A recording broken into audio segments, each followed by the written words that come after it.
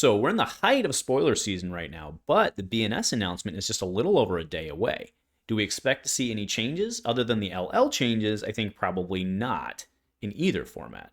That said, there are a couple of things that I wouldn't be completely shocked if we did see. A huge shout out to our channel members for supporting what we do here. If you want to get involved with the channel and the Dice Commando community, please consider joining as a channel member. Remember, these videos are only possible with your support. You can show that support with a like, a subscribe, and by leaving us a comment and sharing your feedback. Community first, and go Commando. Hey there, Flesh and Blood folks. Welcome back to Dice Commando and Go Again, a fabulous cast, and thanks so much, legitimately, thank you so much for checking in for today's discussion, given that spoiler season is going on right now, and there's stuff all over the place, and it's freaking love spoiler season, right? It's like every hour there's more stuff to talk about. It's pretty great. The way the LSS does spoilers is pretty awesome. Pretty awesome. So, yeah, I wanted to talk the BNS banned and suspended announcement today because it's due on July 3rd. Usually it comes out kind of close of business-ish their time, so we get it maybe late Sunday night in the US, maybe early morning, depending on where you're at for the time zones. But either way, come Monday, we're going to have the BNS published. Now, like I said in the intro, I don't think much changes. I mean, there's a lot of logic to that. It's a pretty safe statement to say when we have a new set that is, 2 weeks away for all that. Why change a whole bunch when you've got change incoming? Makes a lot of sense, really, inherently. That said, sometimes they pre-change things. I mean, we saw the drone thing come out. That is something I want to talk about. So let's go ahead and talk Classic Constructed. Now, there will be a change on that. Oldhim will be banned, right? So we're guaranteed to see that in Classic Constructed, but that's no surprise to anyone. Kind of a little thing on that. I'm a little bummed. I'm sure the Oldhim players aren't, right? But I'm a little bummed, not in like a negative way, but if they had done like an emergency BNS when he hit, because like he hit his LL like after like major. I mean, I guess it wasn't a major, but I don't know. It would have been really. I kind of feel like the last couple of weeks have just been like a really dead meta, right? And by dead meta, I don't mean not exciting. I meant just like nothing was changing. We knew we had a new set on the horizon. We knew Oldhim was already gone, but Oldhim was really stifling a lot of growth and stuff, or a lot of other heroes, I should say. And it would have been kind of cool to see how the mini meta shaped up, but we never really got to see that. But it is what it is. I mean, they have these things scheduled, and that is what it is. So. Yeah, Oldhim. So, kind of to that point I was talking about, when he goes away, what changes? Well, first off, there's two things that are essentially going to happen simultaneously. I mean, let's be honest, no one's really going to develop the meta in the 2 weeks between Oldhim being gone and the new set dropping. So you really have to consider two things happening at the same time. Oldhim, and then I think Prism's the big one, but I don't know, we haven't started to see, at least the time I'm shooting this, the Vincent spoilers, shadow spoilers haven't really started rolling in yet. Vincent, she seems pretty scary too. So really trying and figure out how chalky around probably isn't much worth it. Now, Briar, I expect 0 changes to Briar. There's really no reason for them to do anything with her. Just let her get those 2 points and ride off into the sunset. I mean, I think that's the right answer.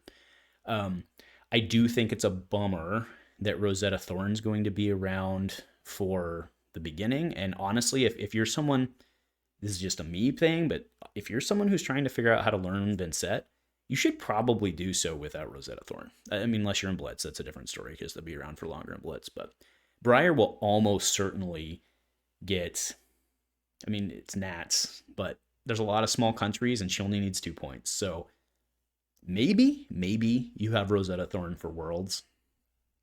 I don't think so. I don't think Briar will win like a calling or anything like that, or a battle harden or anything like that until then. But I do think probably with all the various Nats we have around the world, I think she's going to get points. So I think it would be best use of your time to not learn how to play Vincent with Rosetta Thorn. I know, but right, it just seems that way to me. So anyway, like I said, I don't think they're going to make any changes for Briar. It would be interesting if they did, actually, right? Because they could basically but then Briar wouldn't get her 2 points. So, actually, is that true? Because Briar, I know I'm thinking out loud here, but I don't know if that's true, actually, because Briar actually uses Rosetta Thorn. I was thinking about this the other day, and of the 2 Runeblades left, not counting Vincent on the way, Briar actually probably uses Rosetta Thorn less than Viserai does right now overall, right? Because she's doing the CMH turns and just going wide. It's, I wonder if that's an accurate statement or not. In terms of like total average swings per game, I bet you Viserai actually swings it more than she does. That's kind of cool. I have no data. All right. I just wasted a minute and a half of my life speculating or kind of theory crafting, but whatever. All right, now let's talk Lexi. So Lexi's the big bad right now. No secret there. She can do some pretty disgusting things. I've heard some chatter out there where people like 3 of a kind needs banned. And I have a crazy theory that I don't think they're going to do. But I have a crazy theory. I think the card that they should restrict, or if they were going to make a change with Lexi, let's say it that way. If they're going to make a change with Lexi, I think the card to restrict would actually be Boltyn Shot. I think you could restrict Boltyn Shot and really change quite a bit in just overall power level with that +1 reload with Rain Razors and then 3 of a kind and all that. I know that there's been some people as well. 3 of a kind could get it. Voltaire could get it. I don't think either one of those probably you do, because I think it hamstrings her too much. I don't think she's like Shiver's good, and there's some Death Dealer builds out there too. But I think that you'd hamstring her too. It wouldn't be like Oldhim losing Icy Hammer and being okay. I think it would be a significantly larger impact to Lexi. And with what's on the horizon coming, I just don't see it. And by that I mean like Prism mainly. I just don't see it. So I think that if you do need to hit Lexi, I think hitting something like a Boltyn Shot is actually the right move, because it can, think about how many times Boltyn Shot gets you an extra shot, right? I think it's a good play. So, and like Boltyn Shot's so perfect with a +1 bow.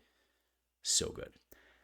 Right, on there I have the others. I'll be honest, I don't see, right now, I don't see much else in Classic Constructed that would need hit. And again, it's one of those things of like, if it's not a problem now, and you didn't do anything already, why would you change anything? Because a new set's on the horizon. So that's my take on CC overall. I would only really have one proposal, and it's the Boltyn Shot. I don't even know that that's needed, but like I said, if we're going under if one is going under the assumption that Lexi needs brought down a notch, which I think is a fair argument to make, then I think Boltyn Shot's the right move instead of her equipment or something like that, or her weapon, excuse me. All right, now let's talk Blitz. So the thesis statement on Blitz, let's just be blunt about it, is I expect no changes because there's been no events. There's been absolutely, I'm not gonna say absolutely nothing, but there's been next to nothing in terms of, right, there was some stuff at Battle Hardens and callings, site events and stuff like that, but fundamentally there's been really nothing that's happened.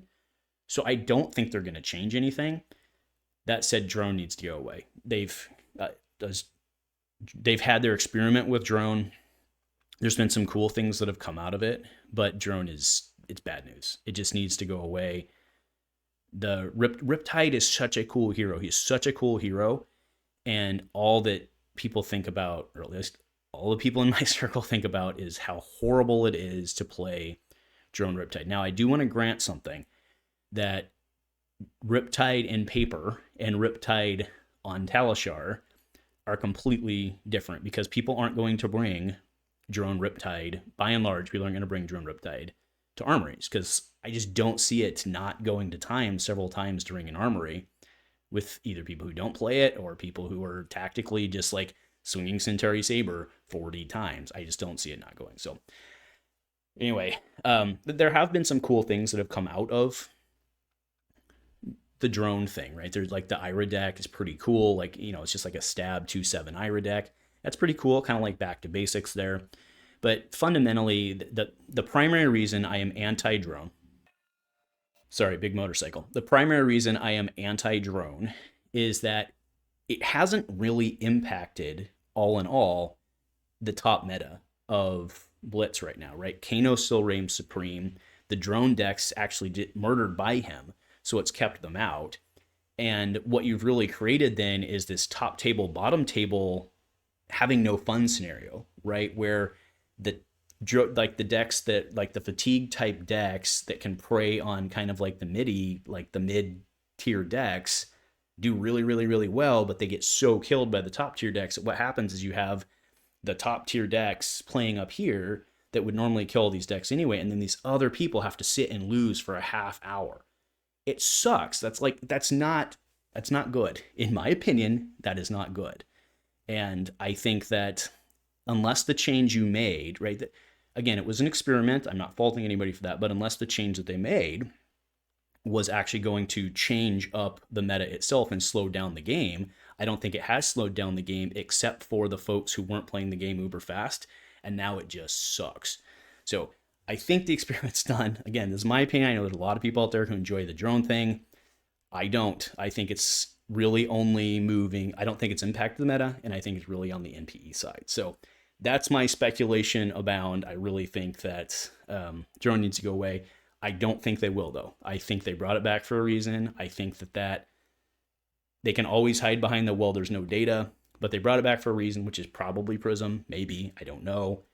So I don't think it goes away, but I think it needs to go away very, very badly. So anyway, that's my drone rant over, but y'all knew you were in for a drone rant on this. So anyway, that's Classic Constructed and Blitz. As I see it, again, I don't expect much to happen, but if, you know, even a little change on Lexi could make a big difference with the rise of what Prism looks very strong. Again, we're biased because we've only been seeing the light as of the time that I'm shooting this and not so much the shadow. So we'll see. But I think Lexi is going to run into some challenges. So, and not challenges, she's still really, really good. But I think she'll have some competition to deal with lack of poppers and all that. And that's kind of how it goes. So we will see what comes on Monday. Let me know your thoughts. Nothing else, folks. Go Commando.